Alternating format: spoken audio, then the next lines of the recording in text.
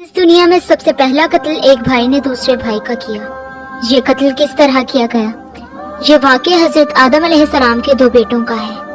क्यों बड़े भाई ने छोटे भाई को कत्ल किया और ज़मीन पर खुदा ने खून चूसना क्यों हराम कर दिया? आज की वीडियो में हाबील और काबिल का वाक़या बताएंगे। कुरान मजीद की सूरह माइदा आयत नंबर 23 में इरशाद होता है कि ए पैगंबर, इन्हें आदम के दो बेटों का हकीकी साज सुना दीजिए। हजरत आदम अलैहिस्सलाम का एक बेटा पैदा हुआ कि जिसका नाम काबिल रखा गया। बस काबिल के कुछ माह बाद एक और बेटा पैदा हुआ कि जिसका नाम हाबील रखा गया। एक रिवायत में है कि जनाबे काबिल के 5 साल बाद जनाबे हाबील पैदा हुए थे। हाबील में कुदरत ने कुछ ऐसी सलाहियतें दे रखी थी जो काबिल में ना थी। ये नेक, लायक और अताअत वालिदैन में वाहिद था।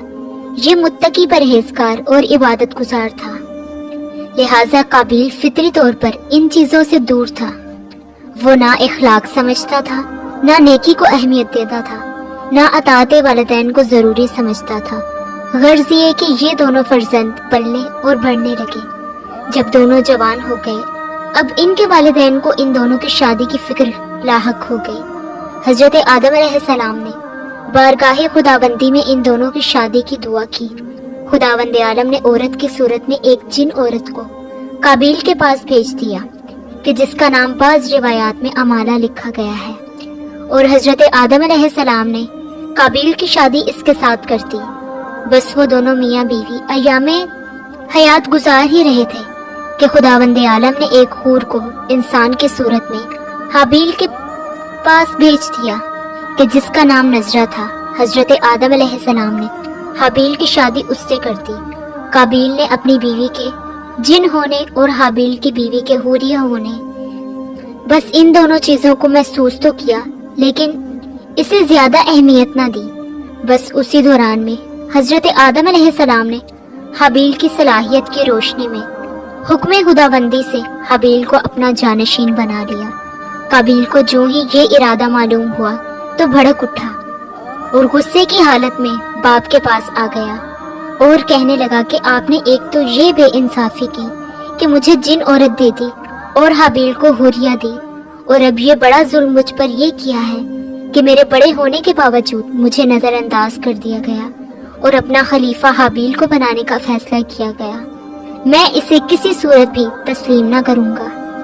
बस फिर वो बोला कि अच्छा ये बताइए कि आपने अपनी तरफ से किया है या खुदा का हुक्म है? बस हजरत आदम अलैहिस्सलाम ने फरमाया कि मेरी तरफ से इसका सवाल ही पैदा नहीं होता। ये अमरे खिलाफत खुदा के हाथों में है, वो जिसे चाहे अता करे। फिर खुदावंद आलम ने हजरत आदम अलैहिस्सलाम की तरफ वही की कि मेरी मिरास से नबूवत और इल्म का बंदोबस्त करो और ये चीजें हाबील के हवाले कर दो। चुनाचा उन्होंने हाबील को जानशीन मुकर्रर किया। बस हसद में काबिल कहने लगा कि इसका हकदार तो मैं हूँ। आपने हाबील को कि जो मुझसे छोटा है उसे खलीफा क्यों बना दिया? आपने फरमाया कि ए फर्जंद, मैं इस अमरे खिलाफत पर मजबूर हूँ। ये अमर अल्लाह के हाथ में है, बस इससे ज्यादा इस अमरे में मेरा कोई दखल नहीं। काबिल ने कहा कि सब कहने की बातें हैं, मैं तो एक ना मानूंगा। मुझे मालूम है कि आप खुद मुझ पर मेरे छोटे भाई को तरजीह देते हैं। आप उसे बहुत ज्यादा चाहते हैं और मेरी तरफ आपकी तवज्जो कम है। आपने जो कुछ किया है खुद से किया है। बस हजरत आदम अलैहिस्सलाम ने फरमाया कि अगर तुम्हें गलत फहमी है तो तुम मेरे कहने पर यकीन नहीं करते, तो फिर दोनों भाई खुदा की बारगाह में अपनी कुर्बानी पेश करो। जिसकी कुर्बानी मंजूर हो जाएगी बस वही अफजल करार दिया जाएगा। काबिल ने कुर्बानी की बात मान ली और एक दिन दोनों ने एक पहाड़ी पर अपनी कुर्बानियां रख दी। काबिल ज़राअत करता था, उसने गंदुम लाकर पहाड़ पर रखी। हाबील ने दुम्बे वगैरह पाल रखे थे, उसने बेहतरीन किस्म का दुम्बा लाकर पहाड़ पर रखा। उस जमाने में कुर्बानी कबूल होने का तरीका ये होता था कि आसमान से एक आग का शोला आता था और जिसकी कुर्बानी कबूल होती थी उसे जलाकर खाक से तर कर देता, और जिसको कबूल ना करना होता बस उसकी कुर्बानी वैसे की वैसी ही पड़ी रहती। गर्ज ये कि कुर्बानी पहाड़ पर रखी गई और शोला आया। उस शोले ने हाबील के दुम्बे को खा लिया। कुरान मजीद की आयत सूरह मायदा आयत नंबर 27 में इरशाद होता है कि जब हर एक ने तकर्रुबे परवरदिगार के लिए एक काम अंजाम दिया तो एक का अमल तो कबूल कर लिया लेकिन दूसरे का कबूल ना हुआ। इस वाक़े से हजरत आदम अलैहिस्सलाम मुतमईन हो गए कि काबिल को अब पूरा इत्मीनान हो गया, लिहाजा वो हज बैतुल्लाह के लिए रवाना हो गए। एक रिवायत में है कि जब आप हज पर जाने लगे तो उन्होंने आसमान से कहा कि मेरे बेटे हाबील की अमानत के तौर पर हिफाजत करना। उसने इनकार कर दिया। फिर आपने ज़मीन से कहा, उसने भी इनकार कर दिया। फिर पहाड़ों से कहा, उन्होंने भी इनकार कर दिया। फिर काबिल से कहा, उसने अपने मकसद के तहत इकरार कर लिया। गर्ज ये कि हजरत आदम अलैहिस्सलाम चले जाने के बाद शैतान काबिल के पास आया और कहने लगा कि ये तो बहुत बुरा हुआ कि हाबील की कुर्बानी कबूल हो गई और तुम्हारी कबूल ना हुई। अब तो ये होगा कि जब तुम्हारी औलाद पैदा होगी और तुम्हारी नस्ल बढ़ेगी तो हाबील की औलाद तुम्हारी औलाद पर तखाफुर करेगी और कहेगी कि हम हाबील की नस्ल से हैं जिनकी कुर्बानी कबूल हुई थी, और जो आदम के खलीफा थे तुम उसकी नस्ल से हो कि जो हर तरह महरूम रहा था। काबिल ने कहा कि ये तो बिल्कुल दुरुस्त है, लेकिन अब मैं क्या करूं? शैतान ने कहा, उसकी एक ही सूरत है, वो ये कि तुम हाबील को कत्ल कर डालो।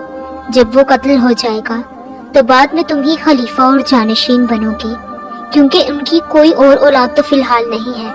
हाबील ने कहा कि ये तो मशवरा दुरुस्त है, लेकिन मुझे तो ये नहीं मालूम कि किस तरह कत्ल किया जाता है। शैतान ने कहा कि इसमें तुम्हें मैं बताता हूँ। चुनांचे उसने एक परिंदे को पकड़ा और पकड़कर उसे पत्थर पर लटा दिया और उसके सर को एक दूसरे पत्थर से कुचल दिया। कत्ल की तरकीब देखने के बाद काबिल जनाब हाबील के पास पहुंचा और कहने लगा कि मैं तुम्हें कत्ल कर दूंगा। हाबील ने पूछा कि मैंने तुम्हारे साथ क्या बुरा सलूक किया है कि जिसके बदले में तुम मुझे कत्ल करोगे?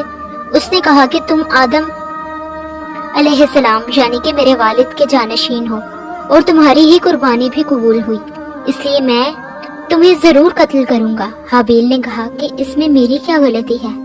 वो कहने लगा कि इसमें तुम्हारी खता हो या ना हो, बस मैं तुम्हें जरूर कत्ल करूंगा, क्योंकि अगर ऐसा ना हुआ तो तुम्हारी नस्ल मेरी औलाद पर ज्यादा फजीलत ले लेगी।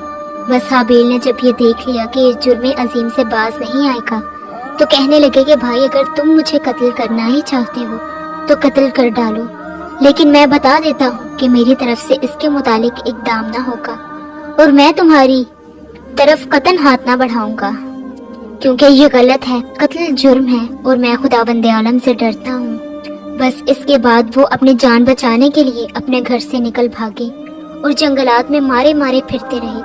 काबिल उनका पीछा करता रहा, यहाँ तक कि एक दिन काबिल ने बसरा के उस मकाम पर कि जिस जगह जामे मस्जिद बनी है, हाबील को एक पत्थर पर सोता हुआ पाया। वो उनके करीब आ गया और एक बड़ा सा पत्थर उठाकर हाबील के सर पर दे मारा। सर से खून बहने लगा और जनाबे हाबील ने तड़प तड़प कर दम दे दिया। जनाबे हाबील का कत्ल होना था कि सारे आलम में तब्दीलियां पैदा हो गईं। आसमान का रंग बदल गया, सूरज को ग्रहण लग गया, सियाह आंधी चली, दरख्तों से फल गिर गए, जमीन पर जलजला आ गया। ये हाल देखकर हजरत आदम अलैहिस्सलाम ने जिब्राइल से पूछा कि इन तब्दीलियों का क्या सबब है? मुझे ऐसा मालूम होता है कि जैसे कोई बहुत बड़ा हादसा हो गया हो। हजरत जिब्राइल अलैहिस्सलाम ने फरमाया कि ए आदम, तुम्हारे बड़े बेटे काबिल ने तुम्हारे छोटे बेटे हाबील को खत्म कर दिया है कि जिसे तुमने अपना खलीफा और जानशीन मुकर्रर किया था। शैतान के वरगलाने से कत्ल कर डाला उसने अपने भाई को। ये सुनना था कि ये सुनकर हजरत आदम सख्त गमगीन हुए और शदीद रोने लगे। आपने जिब्राइल से कहा कि मुझे वापस ले चलो। हजरत जिब्राइल ने फरमाया कि तुम पहले हज से फरागत करो, उसके बाद वापस जाना। अलगर्ज ये बदबख्त काबिल जनाबे हाबील को कत्ल करने के बाद उनकी मैयत को छुपाने की कोशिश करता रहा, लेकिन उसके समझ में ये ना आया कि किस तरह वो मैयत को छुपाए, क्योंकि ये पहली मैयत थी दुनिया में। ये दुनिया का पहला कत्ल था जो इस जमीन पर वाक़ हुआ। एक रिवायत में है कि जब जनाबे हाबील कत्ल हुए तो कुछ जानवरों ने उनको घेर लिया اور سب اس کوشش میں لگ گئے کہ ان کی لاش کو اپنی خوراک بنائیں۔ یہ دیکھ کر قابیل نے اسے پشت پر لاد لیا اور حیران اور پریشان یہاں وہاں پھرتا رہا۔ وہ جہاں جاتا درندے اس کے پیچھے پیچھے جاتے تھے اور اس انتظار میں رہتے تھے کہ یہ اسے پھینکے اور ہم اسے اپنی غذا بنائیں۔ غرض یہ کہ اسے لادتے ہوئے جب کچھ عرصہ گزر گیا اور اس میں بدبو پیدا ہو گئی تو خداوند عالم نے 2 کووں کو قابیل کے سامنے بھیج دیا۔ وہ آئے اور آپس میں لڑے، ایک نے دوسرے کو مار دیا۔ بس زندہ کوے نے مردہ کوے کو اپنی چونچ اور پنجوں سے زمین میں گاڑا، جہاں ایک بڑا سا گڑھا کھود کر دفن کر دیا۔ قابیل نے دفن کا جب یہ منظر دیکھا تو یہ کہتے ہوئے کہ افسوس میں کوے جیسا بھی نہیں، ایک گڑھا کھود کر حابیل کی میت کو دفن کر دیا۔ سورہ مائدہ آیت نمبر 31 میں ارشاد ہوتا ہے کہ اب اللہ نے ایک کوا بھیجا جو زمین پر کھریدنے لگا تاکہ اسے دکھائے کہ اپنے بھائی کی لاش کو کیسے چھپائے۔ اس وقت قابیل اپنی غفلت اور جہالت سے پریشان ہو گیا اور چیخ اٹھا کہ وائے ہو مجھ پر، کیا میں اس کوے سے بھی زیادہ ناتواں اور عاجز ہوں؟ مجھ سے اتنا بھی نہ ہو سکا کہ میں اس طرح اپنے بھائی کا جسم دفن کروں۔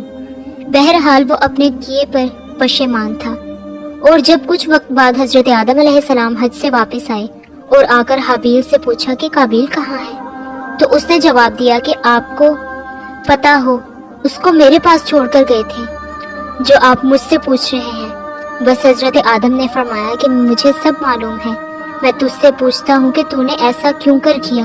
قابیل نے سزا کے خوف سے ترک وطن کر لیا اور وہاں سے بھاگ کر یمن میں چلا گیا۔ جب قابیل نے حابیل کو قتل کر دیا تو ان کا خون 7 دن تک زمین پر پڑا رہا۔ پھر زمین نے اس خون کو اپنے اندر جذب کر لیا اور زمین نے اسے پانی کی طرح پی لیا۔ خداوند عالم نے فرمایا کہ تیرا بھائی قابیل کہاں ہے؟